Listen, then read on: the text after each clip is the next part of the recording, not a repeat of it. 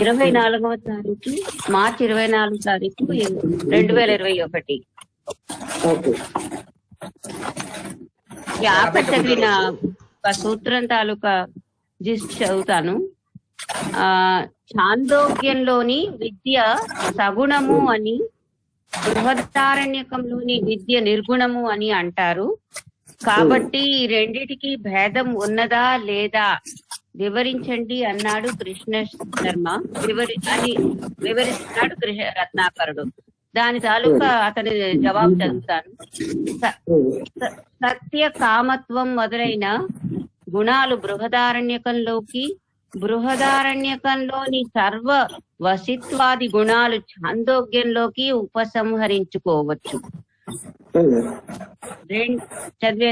వింటున్నారా? రెండిటి యందు హృదయమే ఆయతనము, బ్రహ్మమే ఉపాస్యము. కాబట్టి ఇక్కడ సగుణ నిర్గుణ భేదం ఉన్నప్పటికీ విద్యాస్తుతి కోసం ఉపసంహారం చెయ్యవచ్చు అంటూ 25వ అధికరణం పూర్తి చేశాడు రత్నాకరుడు. ఇవాళ చదవవలసింది ఆదరాధికరణము.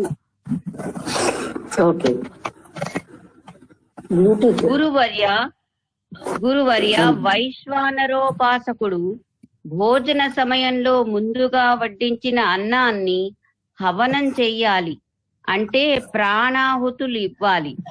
మొదటి ఆహుతి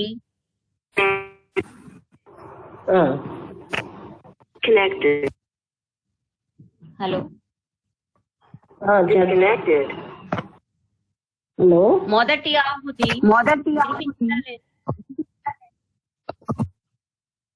ఒకసారి ఉండవా?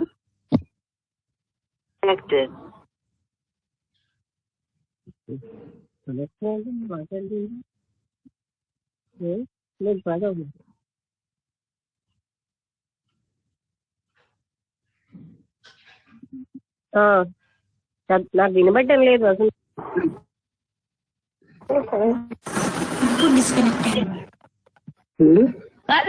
మాకు వినిపిస్తున్నది. ఒక్కసారి అంటే నేను దీన్ని కనెక్ట్ చేస్తున్నాను, అందుకని కొంచెం నేను జబ్బు వచ్చింది.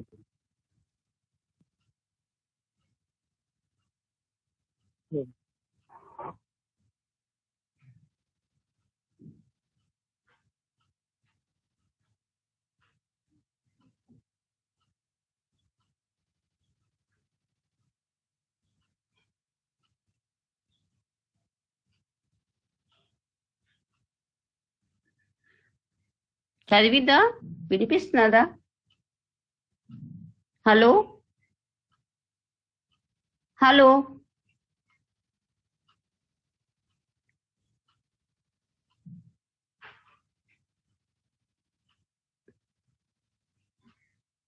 వినిపిస్తున్నదండి? మీ వాయిస్ వినిపిస్తుందమ్మా, బాగా వినిపిస్తుంది. మేడమే ఇంకా మాట్లాడలేదు. సరే ఓకే.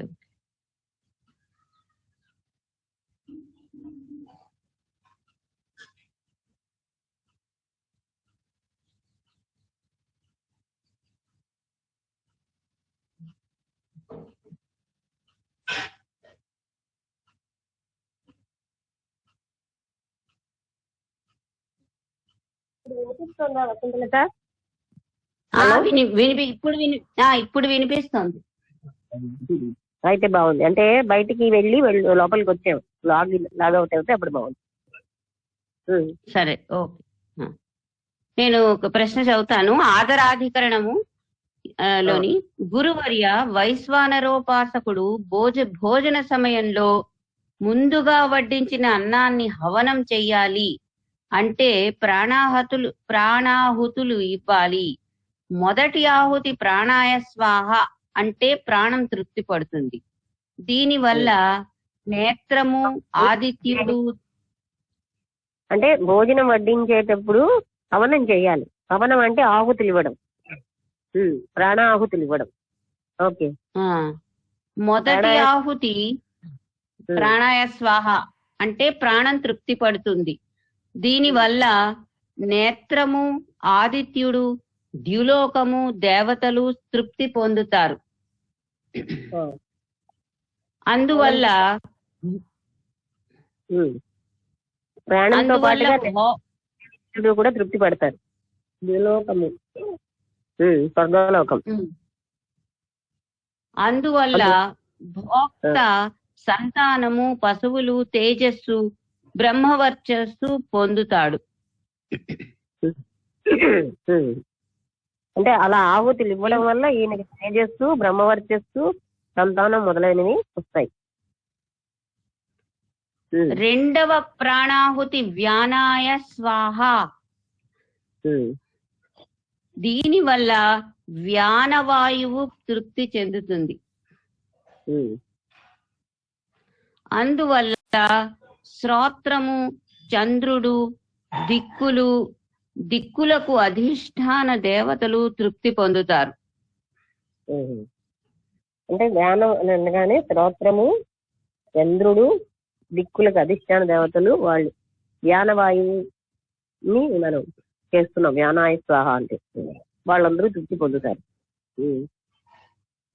అంటూ ప్రాణాహుతుల వల్ల ఫలితం చెప్పబడింది.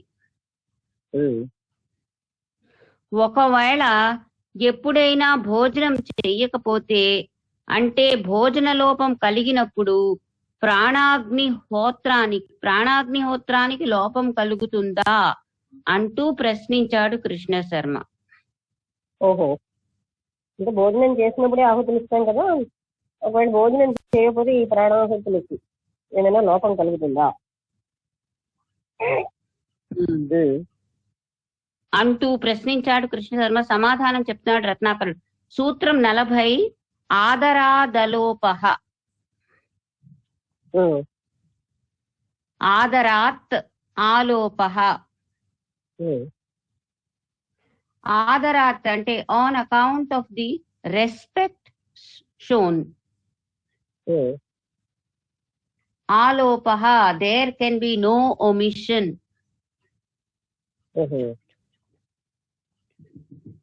రెస్పెక్ట్ వల్ల ఏసు కూడా ఒమిషన్ ఉండదు. అంటే వదిలి భోజనం లోపం కలిగినప్పటికీ అగ్నిహోత్ర లోపం ఉండదు.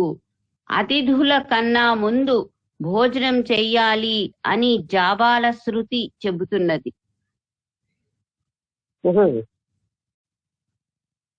అతిథుల కన్నా ముందు తానే భోజనం చేయాలి అని జాబాల శృతి చెప్తుంది. కాబట్టి ఒకవేళ భోజనం లోపం కలిగిన ప్రాణాగ్నిహోత్రానికి లోపం కలగదు.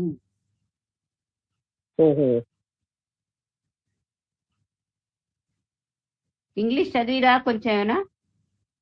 అదే అంటే భోజన లోపం కలిగితే మళ్ళీ భోజనం చేయడం ఏమిటి కదా, అంటే ఆహుతులు ఇవ్వాలి కదా. అయినా చదువు. Because there is, the sutra gives the view of the Purva Pakshin or the opponent. Because there is loving emphasis on Pranagnihotra in Jabala Shruti, such Pranagnihotra should not be omitted. అంటే అంటే అగ్నిహోత్రానికి ఇవ్వాలన్నమాట first అతిథుల కంటే. In the Vaisvanara Vidya of the Chandogya Upanishad, the worshipper is asked, first, before he takes his meals, to offer food to each of the pranas, saying, to prana I offer this. The Shruti attached. The Shruti attaches much importance to this Pranagnihotra. శృతిలు ఎక్కువగా ప్రాణాగ్నిహోత్రానికి ఎక్కువ ప్రాముఖ్యతనిస్తున్నాయి. The Shruti enjoins that food must be offered to the pranas even before entertaining guests. అంటే అది సంతిన్నం కాదు, అంటే ఆహారం ప్రాణానికి ఆహుతిగా ఇచ్చేయాలి గస్ట్ల కంటే, అంటే అతిథులకు ఇవ్వడానికి ముందు. ఆ వల్ల వాళ్ళు తృప్తి పడుతూ ఉంటారు. Now the question is whether the Prana Agnihotra is to be observed even on the days of fasting. అది ప్రశ్న ఏమిటంటే వీళ్ళు ఉపవాసం చేసినప్పుడు కూడా ప్రాణాగ్నిహోత్రం ఇవ్వాలా? The sutra declares that there should be no omission of it even on days of fasting, as the Shruti attaches much importance to it. అంటే వాళ్ళు ఫాస్టింగ్ చేసినప్పుడు కూడా ఏది కూడా వదిలేయకూడదు, ఎందుకంటే శృతి దానికి చాలా ఎక్కువ ప్రాముఖ్యత ఇస్తుంది. ఆ రోజుల్లో కూడా ఆహుతులు ఇవ్వాలి.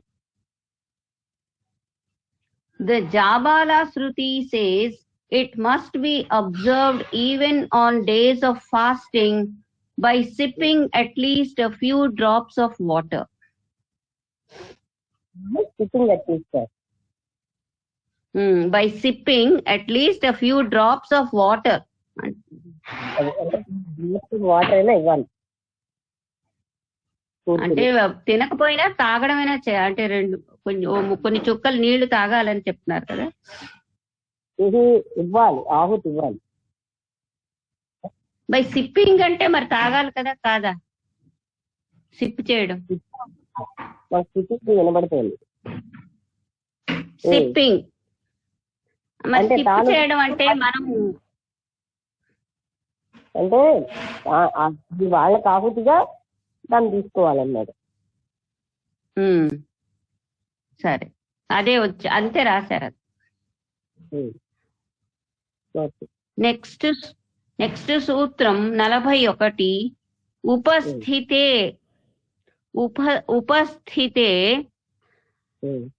తస్తద్వచనాత్.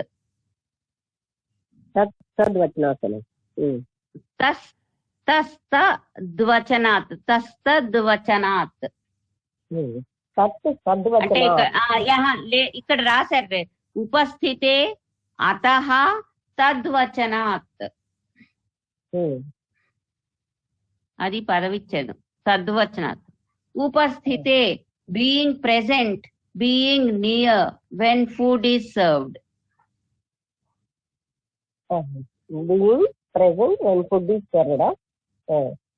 బీయింగ్ నియర్ అని కూడా రాసింది. Being present, being near when the food is served. అతః from that, on that account, tadvachanat, for so the Shruti declares. ఇంకా దానికి దగ్గరగా ఉండాలి అని చెప్తున్నారు. ఎప్పుడు అంటే అలా చేసేటప్పుడు దగ్గరగా ఉండాలి అంటే ఉపస్థితి అంటే శృతులు చెప్తున్నాయి ఉండాలి అక్కడ దగ్గరగా, ఇంకా ఉండకుండా ఉండకూడదు. తెలుగులో ఏదో రాశారు, తెలుగులో రాసింది చదువుతాను. భోజన ద్రవ్యం దగ్గరగా ఉన్నప్పుడు ముందుగా లభించినట్టి పదార్థంతోనే ప్రాణాగ్నిహోత్రం చెయ్యాలి. అంటే ముందుగా ఏ పదార్థం లభిస్తుందో దాంతోనే ప్రాణాగ్నిహోత్రం చెయ్యాలి. అంటే ఏదైతే ముందు వడ్డిస్తారో దాంతో. భోజనం లేకపోతే ప్రాణాహుతులు ఉండవు అంటే భోజనం దొరకనప్పుడు ప్రాణాగ్నిహోత్రానికి లోపమే అంటూ 26వ అధికరణం పూర్తి చేశాడు రత్నాకరుడు.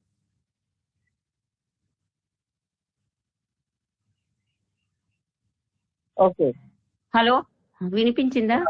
చదివి అంటే భోజనానికి ముందుగానే అక్కడే ఉండి అర్పించాలి. ఒకసారి మళ్ళీ చదువుతాను, నాకు కొంచెం అది వివరించేమిటో. భోజన ద్రవ్యం దగ్గరగా ఉన్నప్పుడు ముందుగా లభించినట్టి పదార్థంతోనే ప్రాణాగ్నిహోత్రం చెయ్యాలి.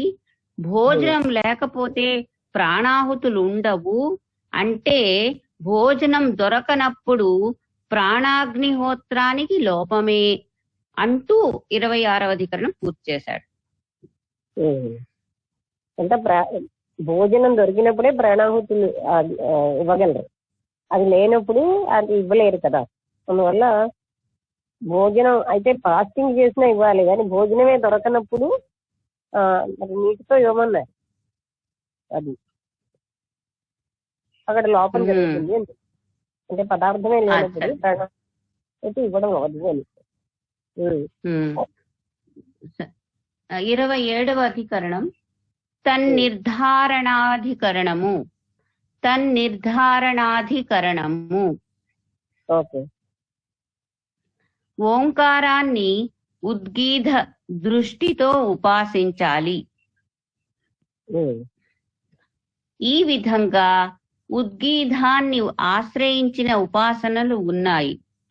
అంటే అనేకమైన ఉపాసనలు కర్మలకు అంగాలుగా చెప్పబడ్డాయి.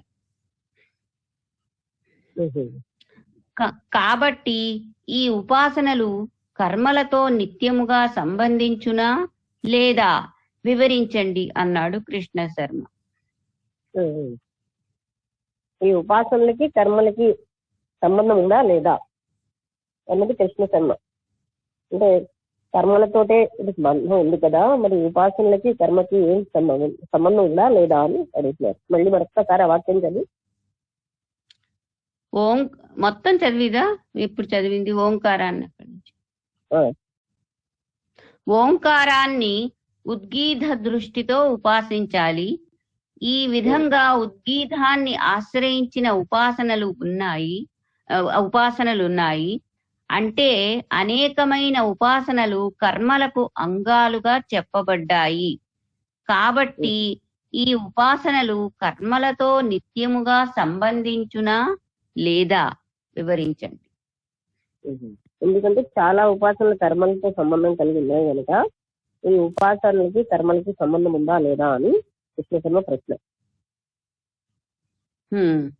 సూత్రం 42 తన్నిర్ధారణా నియమస్తదృష్టేః పృథగ్వ్య ప్రతిబంధ ఫలం. పృథగ్వ్య గా కింద ఫా ఉంది, యా ఉంది, యకారం. పృథగ్వ్య ప్రతిబంధ ఫలం. తన్నిర్ధారణా నియమః తదృష్టేః పృథక్ హి అప్రతిబంధః ఫలం.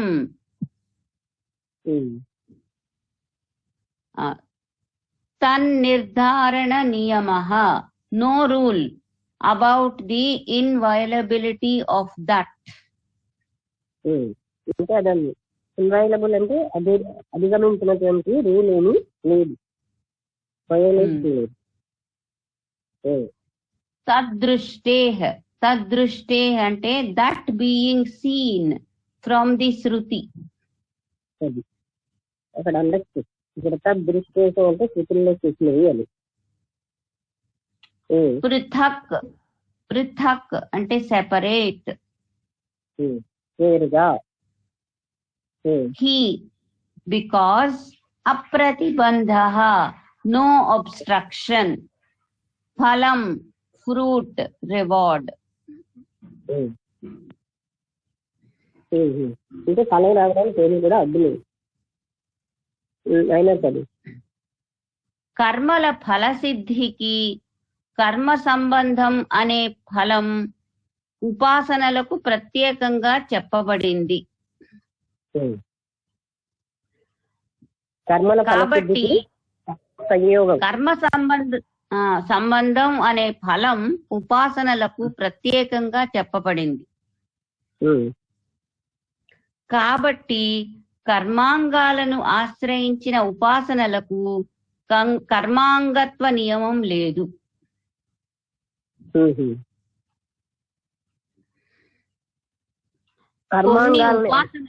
ఉపాసనలకి కర్మాంగత్వ నియమం లేదంటే కర్మాలతో సంబంధం లేదన్నమాట. కొన్ని ఉపాసనలు కర్మాంగాలను ఆశ్రయించి ఉన్నాయి. ఈ ఉపాసనలు కర్మాంగాలు కావు.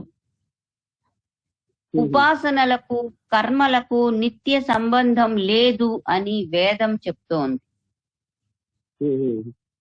అంటే కొన్ని ఉపాసనలు కర్మాంగాలను ఆశ్రయించున్నా కర్మలకి ఉపాసనలకి ఏమీ నిరంతర సంబంధం ఏమీ లేదు. ఆశ్రయించున్నాయి కానీ అంత సంబంధం మాత్రం లేదు. కర్మలకు ఉపాసనలకు ఫలం వేరుగా చెప్పబడింది. కర్మఫలం వేరు, ఉపాసన ఫలం వేరు.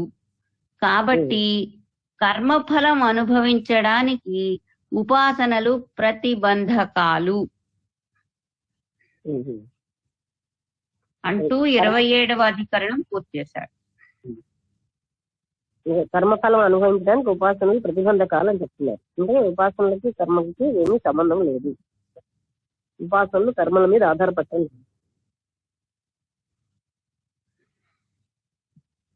28 ప్రధానాధికరణము. ప్రధానాధికరణం గురువు గారు బృహదారణ్యకము ఛాందోగ్యాలలో సంవర్గ విద్య చెప్పబడింది. సంవర్గము అంటే దేవతలను తనలో లీనం చేసుకోవటం.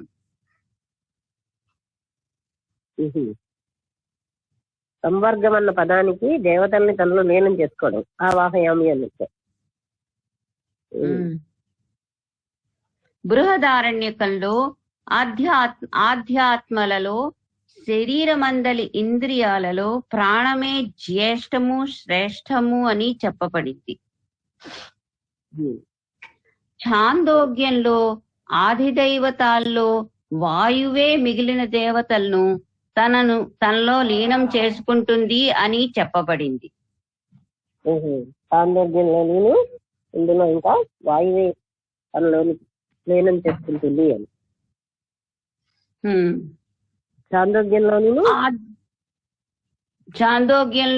ఆది దైవతాల్లో వాయువే మిగిలిన దేవతలను తనలో లీనం చేసుకుంటుంది అని చెప్పబడింది. వాయువే మిగిలిన దేవతలను తనలో లీనం చేసుకుంటుంది అని చెప్ప. బృహదారణ్యకంలో ఆధ్యాత్మలలో శరీరమందలి ఇంద్రియాలలో ప్రాణమే జ్యేష్ఠము శ్రేష్టము అని చెప్పబడింది. ఛాందోగ్యంలో ఆది దైవతాల్లో వాయువే మిగిలిన దేవతలను తనలో లీనం చేసుకుంటుంది అని చెప్పబడింది.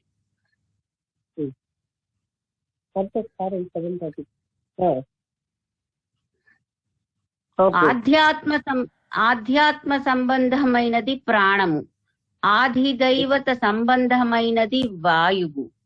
ఈ రెండు ఒకటేనా లేక వేరు వేరా వివరించండి అన్నాడు నారాయణ భట్టు. ఆధ్యాత్మ సంబంధమైంది ప్రాణము, ఆదిదేవత సంబంధమైంది వాయువు. వాయువు ప్రాణమైనా వేరు వేరా అని ఆయన మళ్ళీ అడిగాడు. ఇప్పుడు సూత్రం 43 ప్రధానవదేవ తదుక్తం. ప్రధానవత్ ఏవ తత్ ఉక్తం. Pradhanavat, as in the case of the offerings of the pradhana oblation. Eva, exactly. ప్రధానాన్ని అర్పించడం వల్ల Eva, exactly. Tat, that uktam has been stated. తెలుగులో ఇక్కడ వాయువు ప్రాణాలని విడివిడిగా భావించాలి. వాయువు వేరు ప్రాణము వేరు అని శృతులు చెబుతున్నాయి. అది శృతులు అంటే మనకి వేదాలు ఏం చెప్తున్నాయంటే వాయువు వేరు ప్రాణం వేరు అని ఈ రెండింటినీ వేరువేరుగా భావించాలి అన్నది ప్రశ్నకు సమాధానం. ఇంద్రుడు ఒకడే అయినప్పటికీ రాజ అధిరాజ స్వరాజ గుణభేదాల చేత వేరవుతున్నాడు. ఒకే ఇంద్రుడికి ఇలాంటి విధాల వల్ల భేదం వస్తుంది. అలాగే వాయుతత్వంలో భేదం లేకపోయినా ఆధ్యాత్మ ఆదిదైవత స్థానాలను బట్టి వాయువు ప్రాణము అనే వాటి ఉపాసనలు వేరువేరుగా ఉన్నాయి. అంటూ 28వ అధికరణం పూర్తి చేశాడు రత్నాకర్.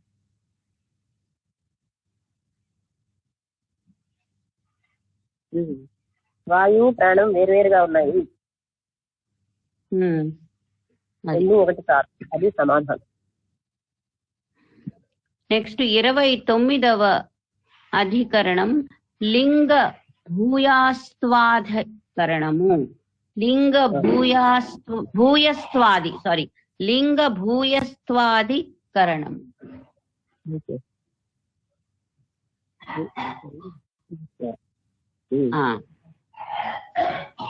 తర్వాత చదువుతాను దీని ఇంట్రడక్షన్. మనస్సు చేత చింతించబడిన దానిని మనశ్చితము అంటారు. శతపథ బ్రాహ్మణంలో మనస్సు చేత చింతించబడినట్టి, వాక్కు చేత సంపాదించబడినట్టి, ప్రాణము, చక్షువులు, శ్రోత్రము మొదలైన వాటి చేత సంపాదించబడిన వాటి వృత్తి రూపమైన 36,000 అగ్నుల్ని చూచింది అని చెప్పబడింది. మనస్సు చేత సంపాదించబడింది. మళ్ళీ తర్వాత ఏంటి? మొత్తం చదువుతాను. అది మనస్సు చేత చింతించబడిన దానిని మనశ్చితము అంటారు. శతపథ బ్రాహ్మణంలో మనస్సు చేత చింతించి, శతపథ బ్రాహ్మణం మనస్సు చేత ఆలోచించేదాన్ని ఏమంటారు? మనశ్చితము మనశ్చితం అంటారు. శతపథ బ్రాహ్మణంలో మనస్సు చేత చింతించబడినట్టి, వాక్కు చేత సంపాదించబడినట్టి, ప్రాణము, చక్షువులు, శ్రోత్రము మొదలైన వాటి చేత సంపాదించబడిన వాటి వృత్తి రూపమైన 36,000 అగ్నుల్ని చూచింది అని చెప్పబడింది. దేవుడు చూసింది ప్రాణంలో, నాకు తెలియదు అది. అంటే ఇంద్రియాలతోటి, మనస్సు తోటి, అది వాక్కు చేత. ఇంద్రియాల్లో వాక్కు, అక్షి, అప్పుడు అది 36,000 అగ్నులు చూసిందంటున్నారు.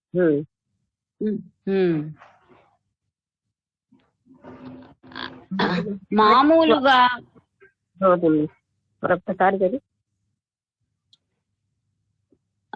శతపథ బ్రాహ్మణంలో మనస్సు చేత చింతించబడినట్టి, వాక్కు చేత సంపాదించబడినట్టి, ప్రాణము, చక్షువులు, శ్రోత్రము మొదలైన వాటి చేత సంపాదించబడిన వాటి వృత్తి రూపమైన 36,000 అగ్నుల్ని చూచింది అని చెప్పబడింది.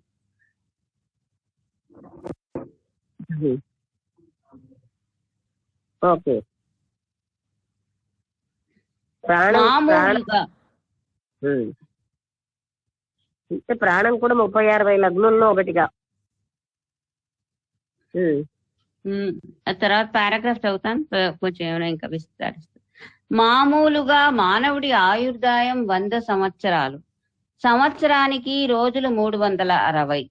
కాబట్టి 100 × 360 36,000 రోజులు. ఒక రోజులో పుట్టినన్నీ ఒక మనోవృత్తి అనుకుంటే జీవితంలో మొత్తం 36,000 మనోవృత్తులు ఉంటాయి.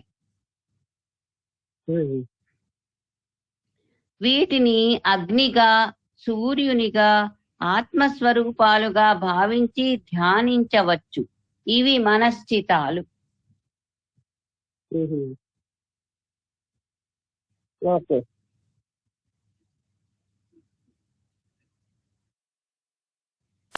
మనస్సు మొదలైన వాటి చేత చింతించబడినవిగా చెప్పబడినటువంటి అగ్నులు కర్మలకు సంబంధించినవా లేక ఉపాసన కోసం చెప్పబడినవా వివరించండి అన్నాడు కృష్ణ శర్మ.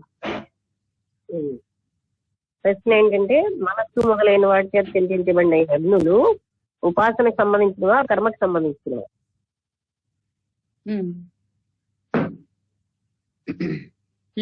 సూత్రం 44 ఎంతవరకు చదవాలి? 7:15 7:25? 7:25. వాళ్ళు నేను నుంచి బయటకు వచ్చాను. సరే. సూత్రం 44 లింగ భూయస్వాత్ తద్ధి బలీయస్తదపి. లింగ భూయస్వాత్ తత్ హి బలీయః తత్ అపి. లింగ భూయస్వాత్ అంటే because of an abundance of distinguishing marks. Distinguishing marks, MARKS, marks అంటే గుర్తుల్ని వేరువేరుగా చూడడం వల్ల. తత్ అంటే that, the distinguishing mark. He because, బలీయః అంటే ఈజ్ స్ట్రాంగర్, తత్ దట్, అపి ఆల్సో. ఓకే. ఈ అగ్నులు అన్నీ కూడా స్వతంత్రములు. ఈ భూతములు ప్రాణులు మనస్సులో ఏమి సంకల్పించినా అవన్నీ ఈ అగ్నులు చేసే పనులే. అంటే ఉపాసకుడు సంకల్పించినవన్నీ కూడా అగ్నులు చేసే పనులు. ఈ ఉపాసకుడు నిద్రపోతున్నా మేల్కొని ఉన్నా అతని కోసం ఈ సమస్త భూతాలు ఎల్లవేళలా ఈ అగ్నుల్ని సంపాదిస్తూనే ఉంటాయి. కాబట్టి ఈ అగ్నులన్నీ కూడా స్వతంత్రములు. చదవా, ఎందుకంటే కొంచెం లోగా చదివితే గాని కట్టదు. నేను మళ్ళీ చదువుతాను.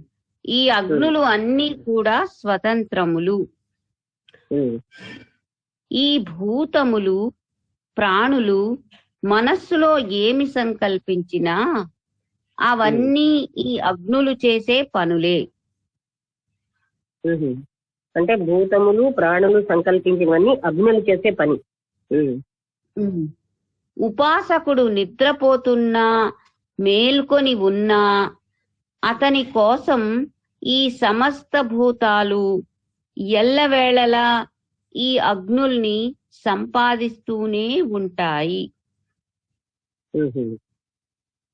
ఉపాసకుడు మేల్కున్నా అంటే నిద్రపోయినా సరే ఈ అగ్నులు సంపాదిస్తూనే ఉంటాయి అన్నమాట.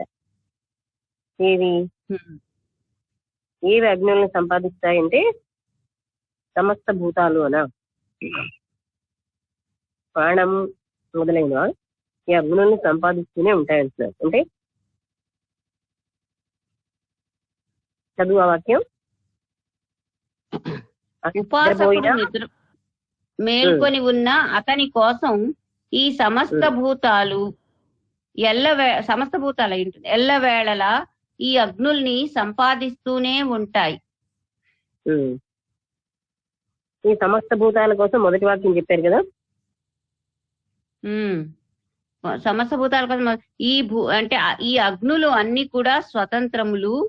ఈ భూతములు ప్రాణులు మనస్సులో ఏమి సంకల్పించినా అవన్నీ ఈ అగ్నులు చేసే పనులే. నువ్వు మామూలుగా నీ మీనింగ్ ఒకటి పెట్టకుండా అలా చదువు, నాకు ఇంట్యూటివ్ మీనింగ్ తట్టాలి. ఈ భూతములు ప్రాణులు మనస్సులో ఏమి సంకల్పించినా అవన్నీ ఈ అగ్నులు చేసే పనులే. ఉపాసకుడు నిద్రపోతున్నా అదే ఇంకా దానికి ఎగ్జాంపుల్ ఈ భూతములు ప్రాణులు ఏం చేసినా సరే అవి అగ్నులు చేసిన పనులే. అంటే ఇక్కడ భూతములు అంటే జీవులు, అంటే ఇక్కడ జీవులో ఉపాసకుడు కూడా ఒకటి. అంటే ఉపాసకుడు ఏ స్థితిలో ఉన్నా కూడా అవన్నీ అగ్నులు చేసే పనే జరుగుతోంది. ఉపాసకుడు నిద్రించిన అంటే జీవులు అనడంలో భూతములు అనడంలో ఆ ఉపాసకుడు కూడా ఒక జీవి. ఉపాసకుడు నిద్రపోతున్నా మేల్కొని ఉన్నా అతని కోసం ఈ సమస్త భూతాలు ఎల్లవేళలా ఈ అగ్నుల్ని సంపాదిస్తూనే ఉంటాయి. అది అంటే కాబట్టి ఆయన ఈ ఉన్నా సరే ఈ అగ్నుల్ని ఆయన సంపాదిస్తూనే ఆయన చేత అంటే భూతములన్నీ సంపాదిస్తున్నాయి అంటున్నాను. కాబట్టి ఈ అగ్నులన్నీ కూడా స్వతంత్రములు.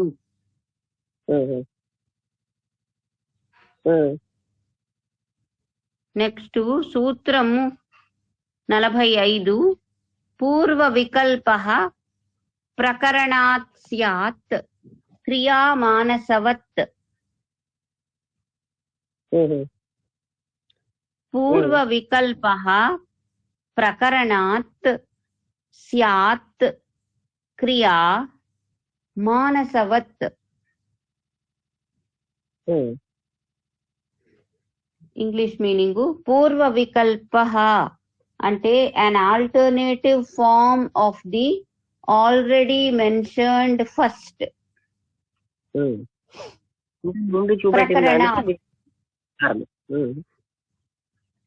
ప్రకరణాత్ అంటే on account of the context as can be understood from the subject matter of the chapter.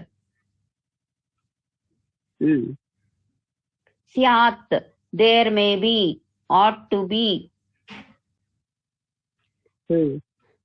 ఆ మొదటి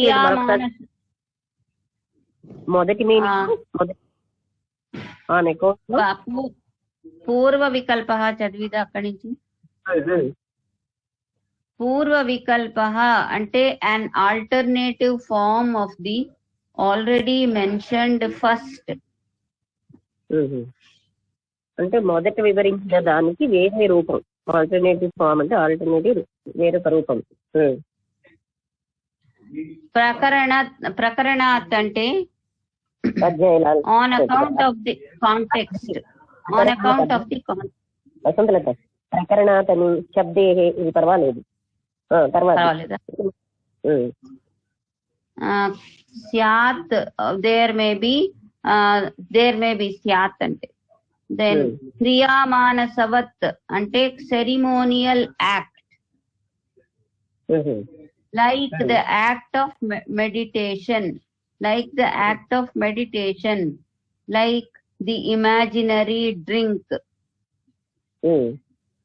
as in the case of mental operation in the soma sacrifice.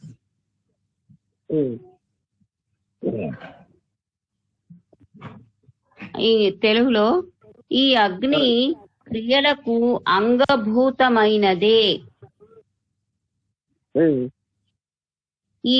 ఆ అగ్నికి వికల్పోపదేశం తప్ప స్వతంత్రం కాదు. వికల్పోపదేశము అంటే సారీ ఏంటంటే వికల్పోపదేశము అంటే డిఫరెంట్ గా మాట్లాడుతున్నారే కానీ అది స్వతంత్రం కాదు. అంటే ఇంకొక రకమైన పర్యాయ పదాల్లో మాట్లాడచ్చు కానీ ఇట్ ఈస్ నాట్ ఇండిపెండెంట్. మానస పాత్రలాగా ఇది కూడా కర్మకు అంగమే అని వారి వాదన.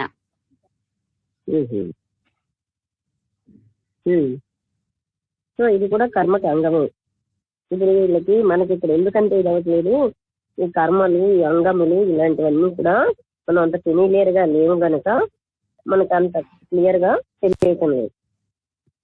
అంటే ఇప్పుడు మనకు అర్థమవుతుంది ఏంటంటే కొన్ని మనం అధ్యయనం చేస్తే గాని అంటే ఏంటి అంగములు ఈ కర్మలు ఏంటి అనేది అంటే అటువంటిగా ఆచరిస్తుంటే ఇంకా క్లారిటీ వస్తుంది.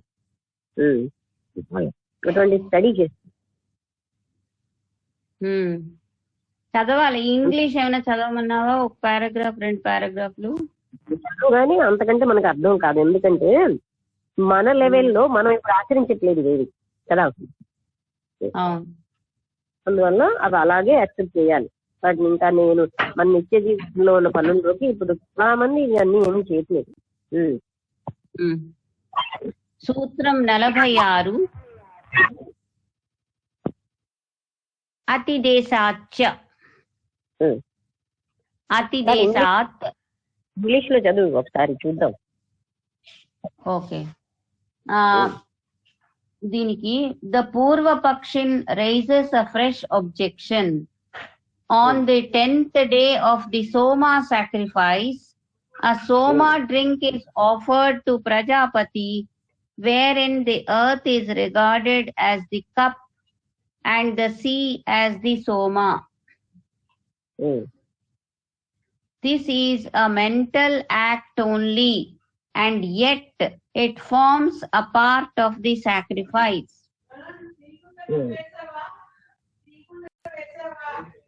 The same then holds good with regard to the quasi-agnis made of mind, and so on, though these fires are mental, that is imaginary. Yet,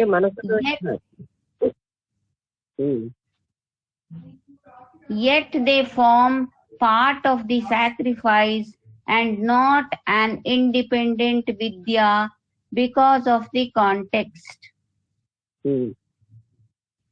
They are ఒకసారి ఆగు. వీటిని మనస్సుతో ఆఫర్ చేస్తున్నారు కనుక ఇవి కూడా అంటే కర్మలే. They are not independent.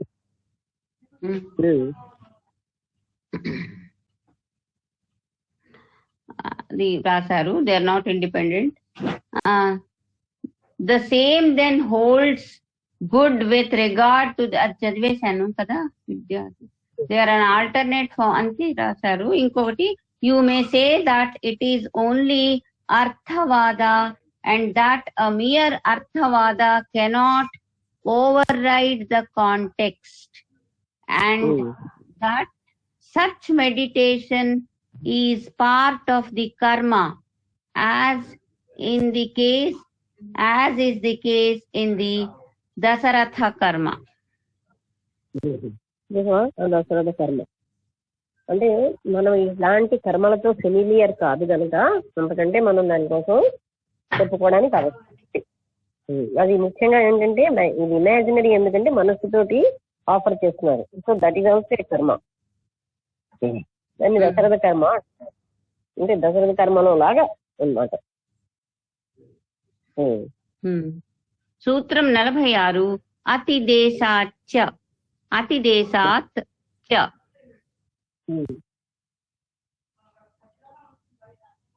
ఒక ధర్మాన్ని ఇది ఇంగ్లీష్ చదువుతాను. అతిదేశాత్ on account of the extension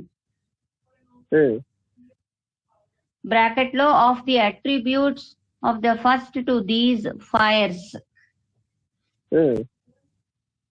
చ అండ్. ఒక ధర్మాన్ని ఇంకొక దాని యందు ఆరోపించటాన్ని అతిదేశము అంటారు. ఈ అతిదేశం వల్ల కూడా ఈ అగ్నులు క్రియాంగాలే అని వారంటారు. ఇంకా ఒక ధర్మాన్ని ఇంకో దాంట్లో ఆరోపించడాన్ని అతిదేశం అంటారు. దాని వల్ల కూడా ఈ అగ్నులన్నీ క్రియాంగాలు అన్నారు. అంటే క్రియకు సంబంధించి కర్మలు. సూత్రం 47 విద్యైవతు నిర్ధారణాత్. విద్యైవతు నిర్ధారణాత్ విద్యా ఏవ తు నిర్ధారణాత్. విద్య అంటే form of meditation or worship, knowledge. ఏవ alone, indeed. Tu verily, undoubtedly. Nirdharanat, because the Shruti asserts it.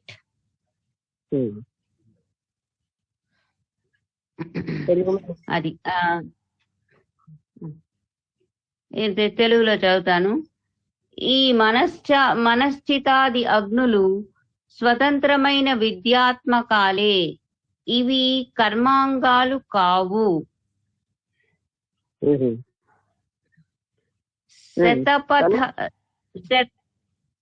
Shatapatha బ్రాహ్మణంలో అవి విద్యాభావంతోనే సంపాదించబడతాయి.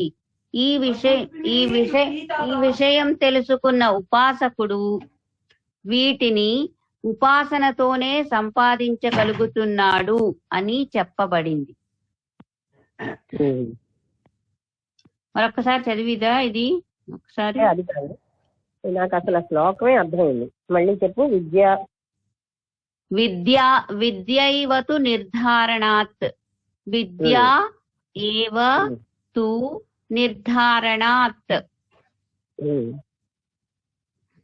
అంటే అక్కడ నిర్ధారించిన దాని వల్ల, అంటే ఇక్కడ శృతుల్లో చెప్పిన దాని వల్ల, విద్యైవతు అంటే ఆ జ్ఞానం వల్ల, అంటే ఈ విషయం తెలుసుకోవడం. విద్య అంటే తెలియడము అని అర్థం. తెలియడం వల్ల ఏంటి అంటే ఈ మనసుతో చేసినవన్నీ కూడా నిర్ధారించబడ్డాయి కర్మలే అని. అది శతపథ బ్రాహ్మణీయంలో ఆ వాక్యం చదువు. శతపథ బ్రాహ్మణీయంలో శతపథ బ్రాహ్మణంలో అవి విద్యాభావంతోనే సంపాదించబడతాయి.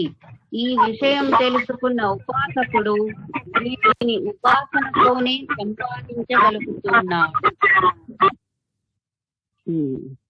విద్యాభావంలో కానీ జ్ఞానభావంలోకి, లేదంటే తెలుసుకోవడం, ఉపాసన వల్లే వీటన్ని తెలుసుకోవాలి, సంపాదించగలుగుతున్నారు అని నిర్ధారిస్తున్నారు.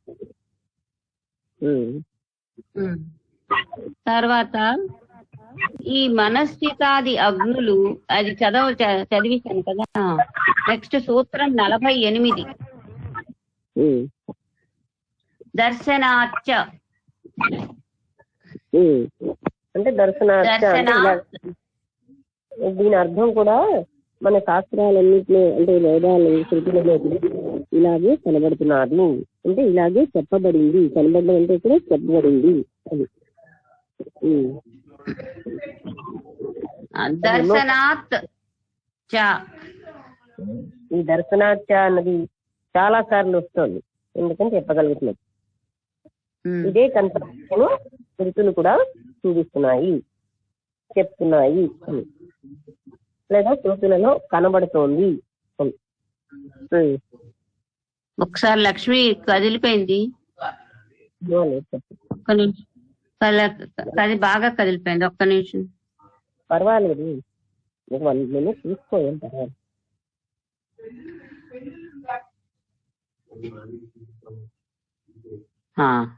దొరికింది. వెనుక చెప్పిన లింగముల వల్ల కూడా ఇవి స్వతంత్రములు అని తెలుస్తున్నాయి. అంతే రాసింది. వెనుక చెప్పిన లింగముల వల్ల కూడా ఇవి స్వతంత్రములు అని తెలుస్తోంది. అసలు దర్శనాథ్ అంటే అంతకు ముందు అందులో ఎక్స్ప్లెయిన్ చేసిన అన్నిటి వల్ల కూడా ఇవి స్వతంత్రములే అని తెలుస్తుంది.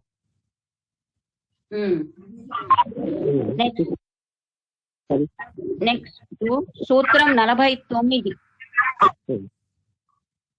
శృత్యాది బలీయస్వాచ్చ న బాధః. శృత్యాది బలీయస్వాచ్చ న బాధః.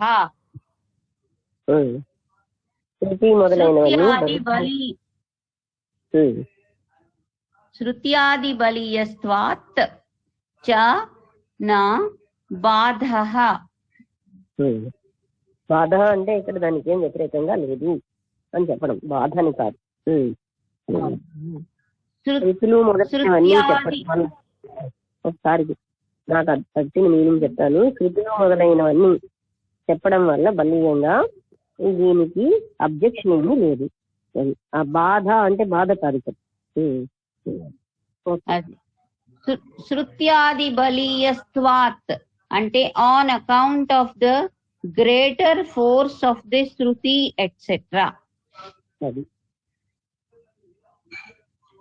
చ అండ్ నో కెనాట్. బాధ అంటే రెఫ్యూటేషన్, అంటే రెఫ్యూట్ తాలూకు నౌన్, రెఫ్యూటేషన్ అంటే తిరస్కరించబడలేదు.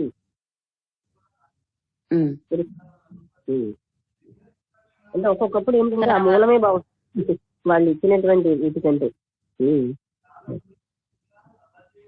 శృతి లింగవాక్యాలు ప్రకరణ కన్నా బలమైనవి కాబట్టి ఈ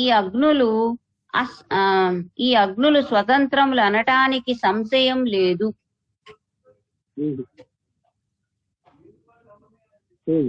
ఈ విషయం తెలుసుకున్న ఉపాసకుడు నిద్రిస్తున్నా మేల్కొన్నా అతని కోసం ఈ భూతాలన్నీ అగ్నిరచన చేస్తూనే ఉంటాయి.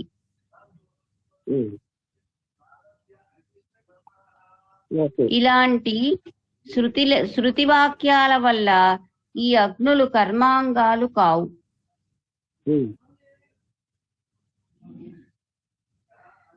నెక్స్ట్ సూత్రం 50. అనుబంధాదిభ్యః ప్రజ్ఞాంతర పృథక్త్వవద్ దృష్టశ్చ తదుక్తం. చాలా పెద్ద లైన్లు ఉన్నాయి, ఇవి పెద్ద లైన్లు ఉన్నాయి. ఎక్స్ప్లెనేషన్ చిన్నదే ఉంది కానీ లైన్. అనుబంధాది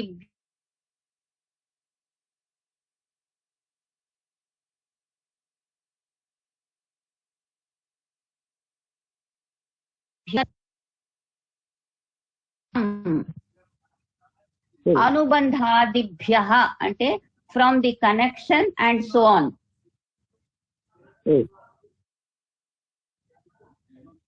తర్వాత ప్రజ్ఞాంతర పృథక్త్వవద్ అంటే ఈవెన్ యాజ్ ది అదర్ విద్యాస్ are separate. Even as the other విద్యాస్ ఆర్ సెపరేట్. తర్వాత దృష్టః సీన్, చ అండ్, తత్ దట్, ఉక్తం ఈజ్ స్టేటెడ్.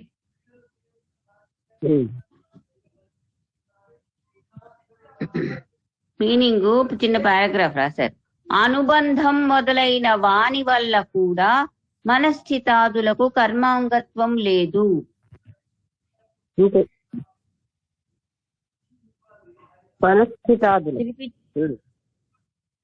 మనశ్చితాదులకు కర్మాంగత్వం లేదు. ఇవి స్వతంత్రాలు. అవేష్టి అనే క్రతువుని రాజసూయం నుండి పైకి తీసినట్లుగా మనశ్చితాదుల్ని కర్మ ప్రకరణము నుండి విడదీయాలి. అవి కర్మాంగాలు కావు.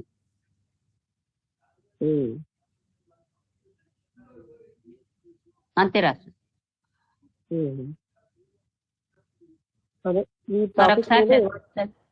అంటే మనం ఎన్నిసార్లు తిరిగినా అవి కర్మాంగాలు కావు.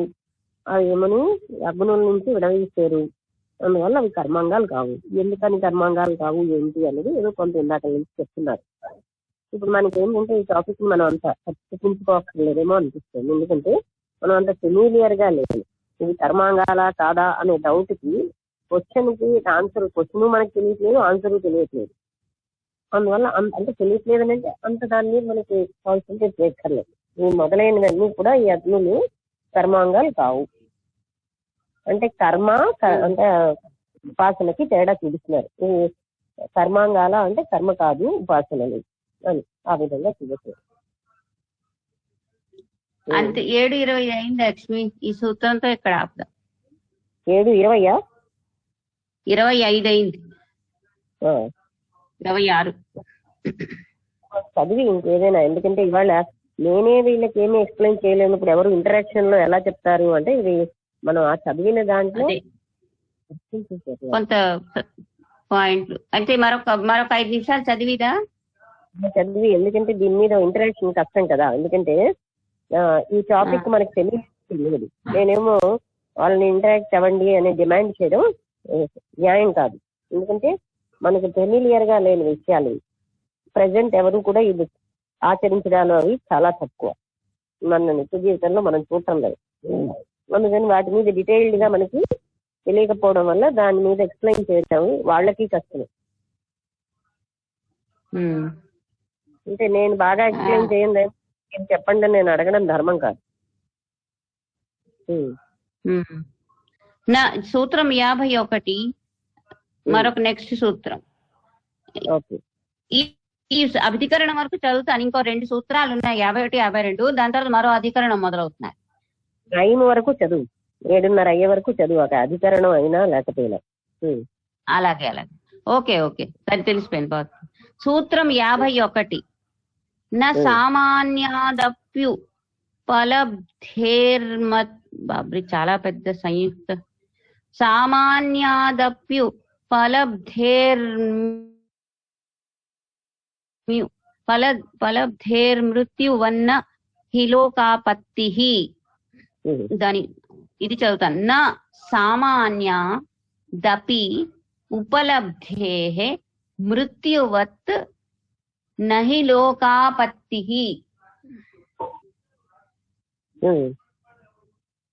అంటే నాట్ సామాన్యాదపి అంటే in spite of the resemblance, because of commonness on the ground of their resemblance to sacrificial fire. Upalabdheh, for it is seen. Mrityuvat, just as in the case of death. Nahi lokapattihi. Nahi lokapattihi ante for the world does not become, in brackets, fire on account of certain resemblances.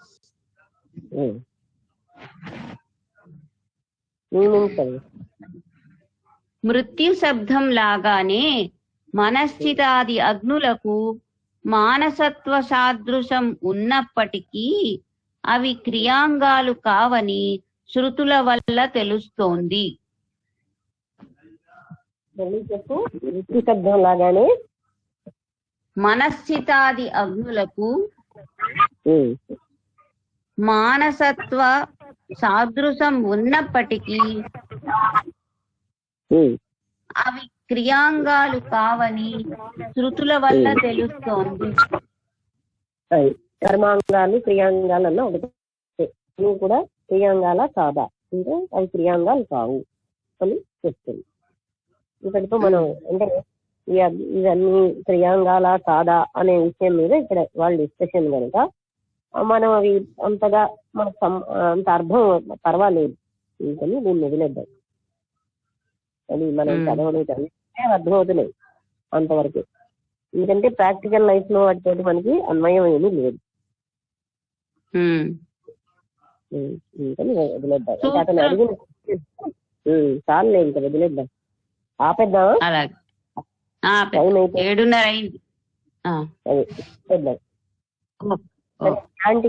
ఏమో అంతవరకు ఒకసారి ఆ చదవడంలోనే మనకు తెలిసిపోతుంది, తెలుగులో చదువుతున్నావు కనుక.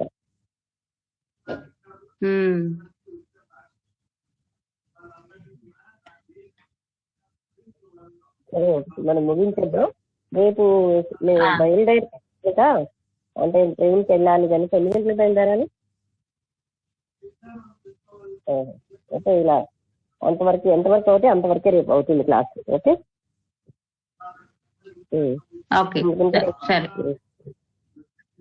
కష్టం కనుక మనం ఏం అలాంటివి చేయటం లేదు.